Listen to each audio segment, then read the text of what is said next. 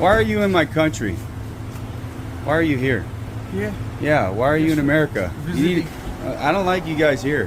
Oh, There's is it? too many of you guys here. Oh. Now the Indian man caught off guard doesn't flinch. Instead, he simply responds with a calm, "Oh, is it?" and walks away with a composed, "All right." The incident appears to have taken place in a parking lot. No provocation, no ఇందాక అమెరికాలో ఒక video చూశాను. ఒక ఎదవ white American అనుకుంటా అతను ఒక Indian పట్టుకొని పార్కింగ్ ప్లేస్లో మీరు ఎందుకు వచ్చారు ఇక్కడికి, ఇక్కడ ఎందుకున్నారు అని చెప్పి వాడు ఇండియన్స్ను మేము హేట్ చేస్తాము, ఇక్కడి నుంచి వెళ్ళిపోండి అని చెప్పి దబాయిస్తున్నాడు.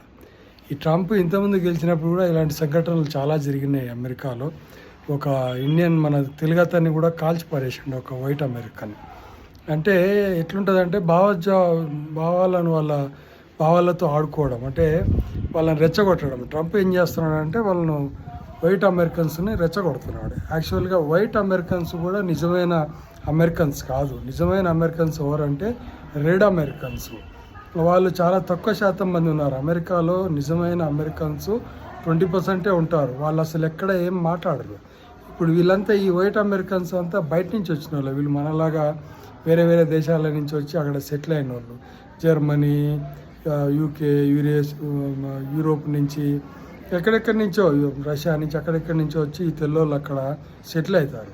వాళ్ళు ఇలాంటి భావజ్వాలను రెచ్చగొడతారు, ఇట్లాంటివి చేస్తారు మన ట్రంప్ మాదిరే.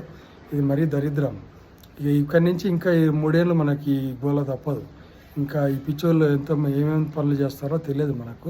క్లిప్పింగ్ చూశారు కదా, ఏమంటున్నాడో చూశారు కదా, వాడు దారుణంగా మాట్లాడుతున్నాడు. ఇక్కడ ఎవరు ఎందుకున్నావు, ఇక్కడ నువ్వు ఏం చేస్తున్నావు ఇక్కడ అని మాట్లాడుతున్నాడు. ఇది దరిద్రం. అమెరికాలో ఈ 3 ఏళ్ళు ట్రంప్ ఉన్నంత వరకు ఇది తప్పదు ఇక మనకు.